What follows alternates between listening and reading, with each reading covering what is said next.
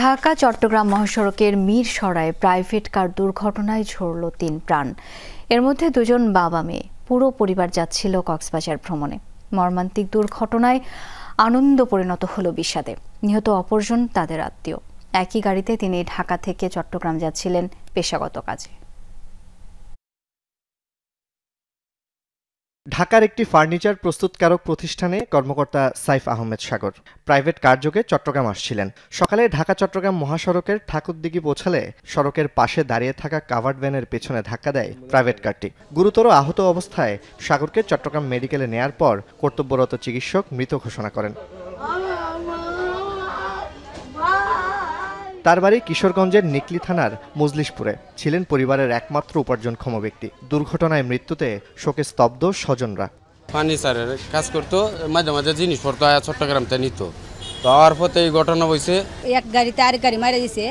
পরে দেখতেছে যে সাগর অবস্থা খারাপ, তোমরা তাড়াতাড়ি আয়া দিহি। আমরা তো সঠিক আমরা দেখছি না, আয়া দিহি এই অবস্থা। আমরা শোনার পরে এদিকে আইসি যে একটা অ্যাক্সিডেন্ট হয়েছে।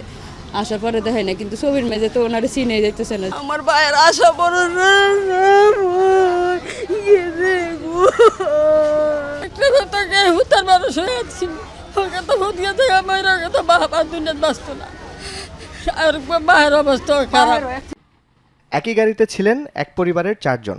দুর্ঘটনায় মৃত্যু হয় গৃহকর্তা গোলাম সারোয়ার ও তার 3 বছর বয়সী মেয়ে মুস্কানের। নিহত সারোয়ার পরিবারকে নিয়ে ঢাকার উত্তরা থেকে কক্সবাজার বেড়াতে যাচ্ছিলেন। দুর্ঘটনায় তার স্ত্রী উম্মে সালমা এবং ছেলে আহমেদ ইমতিয়াজ আহত হন। আশঙ্কাজনক অবস্থায় চট্টগ্রাম মেডিকেল কলেজ হাসপাতালে চিকিৎসাধীন আছেন গাড়ি চালক গিয়াসউদ্দিন। দুর্ঘটনার খবর পেয়ে ঘটনাস্থলে গিয়ে হতাহতদের উদ্ধার করে মিরসরাই ফায়ার সার্ভিস ও হাইওয়ে পুলিশ। সম্ভবত ড্রাইভার যিনি ছিলেন সম্ভবত ওনার ঘুমিয়ে গেছিলেন। ঘুমিয়ে থাকার কারণে গাড়ির পিছনে যে রাস্তার উপরে দাঁড়ানো গাড়ি ছিল, গাড়ির পিছনে যায়, পিছনের দিকে ঢুকে ঘটনাস্থলে মারা যায়। 2 জন মারা যায় প্রাইভেট কারের যাত্রী। জোবায়েত ইবনে শাহাদাত, যমুনা নিউজ, চট্টগ্রাম।